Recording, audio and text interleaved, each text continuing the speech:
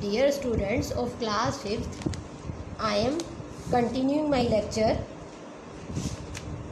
on your chapter of EVS growing plants.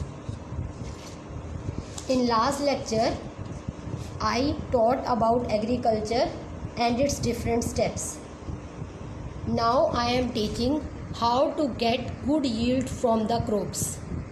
मतलब हमें अच्छी जो क्रॉप है, अच्छी उपज जो है, अच्छी मैक्सिमम जितनी हम क्वांटिटी ले सकते हैं वो फार्मर कैसे ले सकता है, उसके लिए उसे क्या क्या करना चाहिए कि उसकी गुड यील्ड हो, बेटर उसको रिजल्ट मिले। तो इसके लिए एक तो सबसे ज़रूरी चीज़ होती है कि फार्मर को प्लांट्स को जो वाटर चाहिए देना होता है वो प्रॉपर टाइम पे देना होता है और राइट अमाउंट में देना होता है। ठीक है। Secondly, plants needs nutrient from the soil. अगर सॉइल ही हमारी पुअर होगी तो सॉइल में से न्यूट्रिएंट प्लांट्स को कहाँ से मिलेंगे, तो ऑटोमेटिकली यील्ड पे इफेक्ट पड़ेगा। Next, good climate, good climatic conditions means जिस क्रॉप के लिए जो क्लाइमेटिक कंडीशन नेसेसरी है उस क्रॉप को वही क्लाइमेटिक कंडीशन में ही ग्रो किया जाता है। ठीक है। और right soil to grow, right soil to grow में एक तो हमारा ये हो जाता है न्यूट्रिएंट प्रोवाइडेड। अलग अलग क्रॉप को न्यूट्रिएंट नीड अलग अलग होती है, तो उस वजह से उनकी जो सॉइल टाइप ऑफ सॉइल होती है वो भी डिफरेंट होती है। इसलिए कहते हैं ना हर जगह पे हर प्लांट ग्रो नहीं कर सकता, तो उसका रीज़न यही होता है कि भाई प्लांट को क्लाइमेटिक कंडीशन उसी के अकॉर्डिंग चाहिए। अगर उसकी क्लाइमेट उस जगह की क्लाइमेटिक कंडीशन उसको सूट करती है प्लांट को, तभी प्लांट्स ग्रो करेंगे, तभी वो क्रॉप अच्छी ग्रो करेगी। दूसरा, proper amount of nutrients, proper amount of nutrient उस सॉइल के अंदर प्रेजेंट होने चाहिए जो उस प्लांट को ग्रो करने के लिए चाहिए।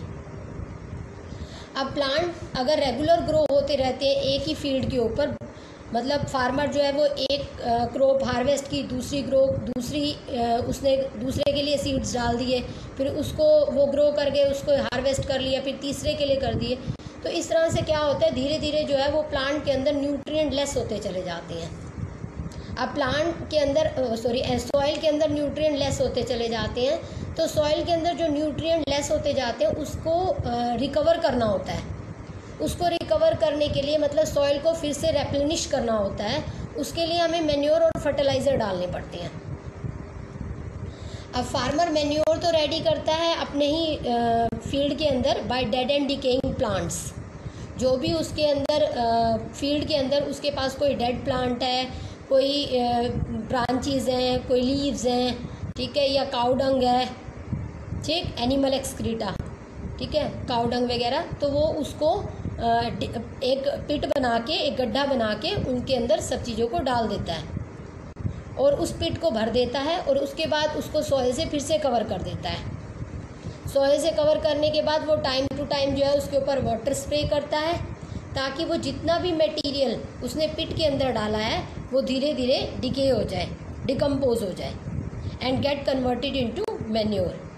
But it takes time around 1 month.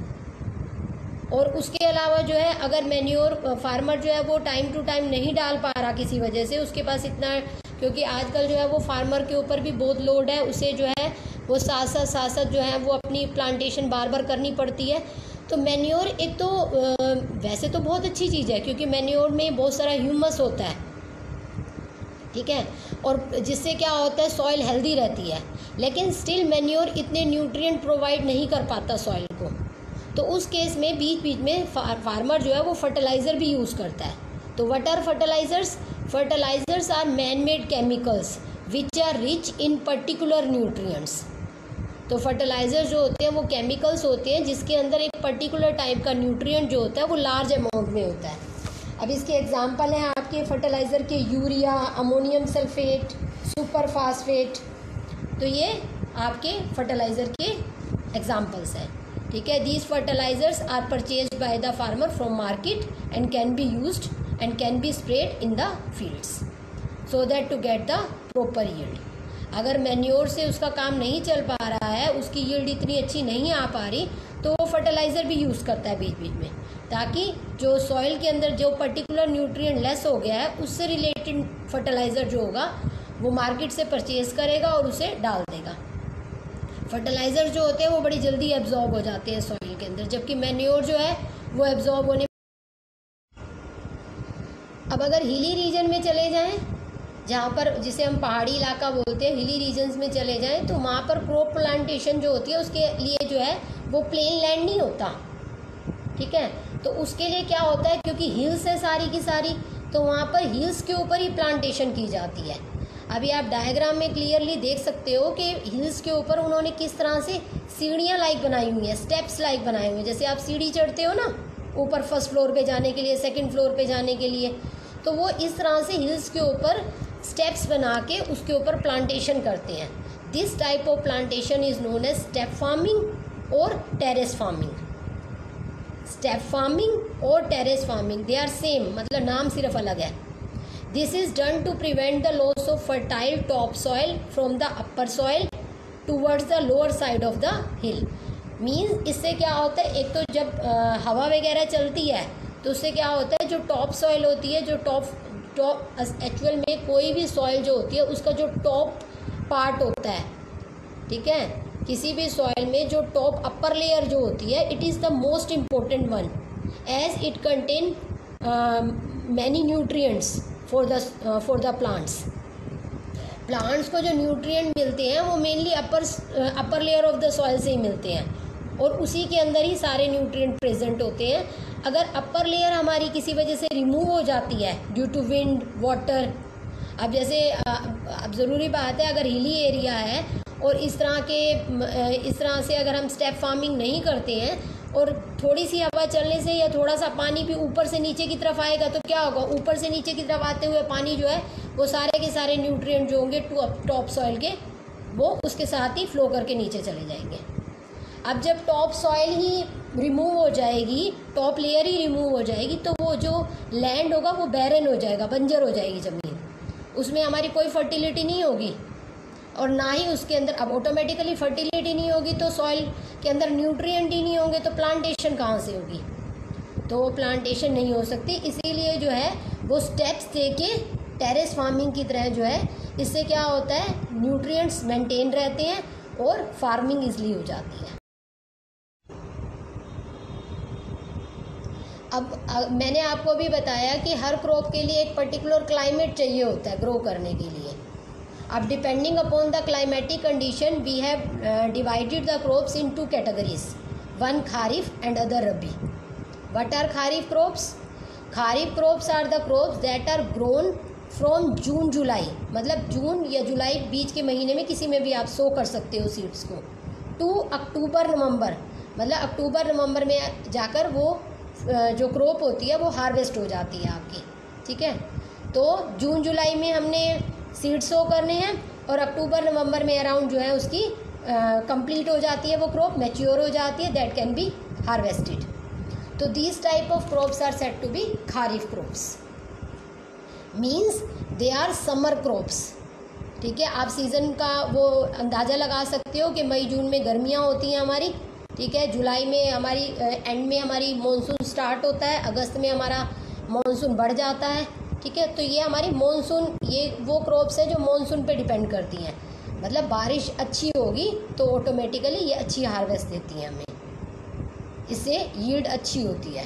तो इसके एग्जांपल क्या है, राइस, शुगर केन, मेस, ठीक है।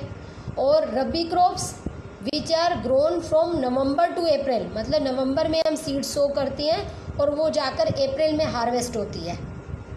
तो these type of crops are said to be rabi crops which are also known as winter crops, ठीक है, जिसमें हमें पानी की नीड कम है, वाटर नीड लेस है। तो इसमें कौन से हमारे एग्जाम्पल्स हो गए, वीट, बीन्स, ग्राम एक्सेट्रा।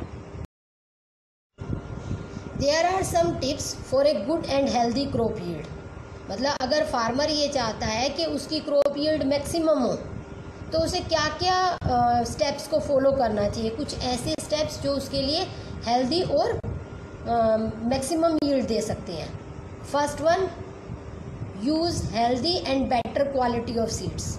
जितने सीड्स वो अच्छी क्वालिटी के यूज़ करेगा ऑटोमेटिकली वो सीड्स जो होंगे वो अच्छी सीडलिंग में कन्वर्ट होंगे, हेल्दी सीडलिंग में कन्वर्ट होंगे और क्रॉप जो होगी वो ग्रेन्स जो होंगे वो मैक्सिमम होंगे। ठीक है। इसी तरह से second point, prepare the land well before sowing. Seed sow करने से पहले लैंड को अच्छे से प्रिपेयर कर किया जाता है। लैंड को प्रिपेयर करने का मतलब है प्लोइंग करना। प्लोइंग मीन्स प्लोअर की हेल्प से, plough is an instrument that is use to plough the land.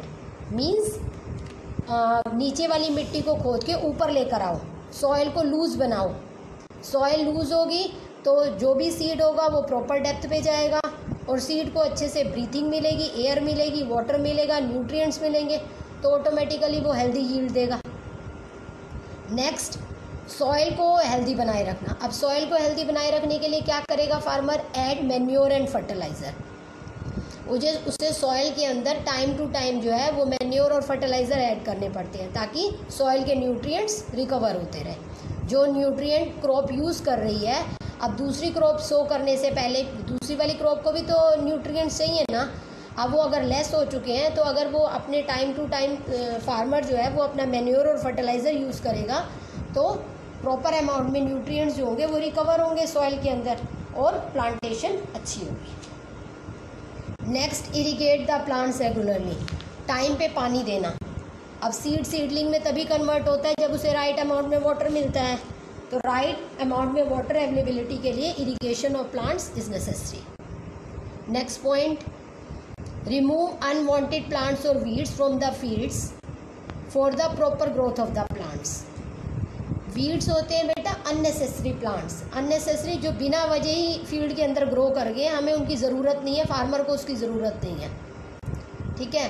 Farmer तो ग्रो कर रहा है वीट और उसके साथ उसके वीट गेहूं को बोलते हैं। ठीक है। उसके साथ जो है वो वीड्स ग्रो कर गए। वीड्स आर अनवांटेड प्लांट्स, जो चाहिए नहीं, बेवजह उग गए हैं। अब अगर वीड्स ग्रो करेंगे तो ऑटोमेटिकली वीड्स के ग्रो करने से क्या होगा? जो न्यूट्रिएंट्स सॉइल से मेन क्रॉप को मिलने चाहिए वो कुछ हद तक वीड्स भी ले लेंगे क्योंकि वीड्स भी ग्रो कर रहे हैं, और साथ में स्पेस ले लेंगे। स्पेस कम मिलेगा मेन क्रॉप को तो वो अच्छे से ग्रो नहीं कर पाएंगे। तो जो चीज़ें मेन क्रॉप को मिलनी चाहिए, न्यूट्रिएंट्स मिलने चाहिए, वाटर मिलनी चाहिए, एयर मिलना चाहिए, स्पेस मिलना चाहिए, वो कुछ हद तक वीड्स भी ले जाएंगे। अब वीड्स तो बेवजह ही ग्रो कर रहे हैं, उनकी कोई नीड नहीं है हमें, तो दे शुड बी रिमूव्ड। ठीक।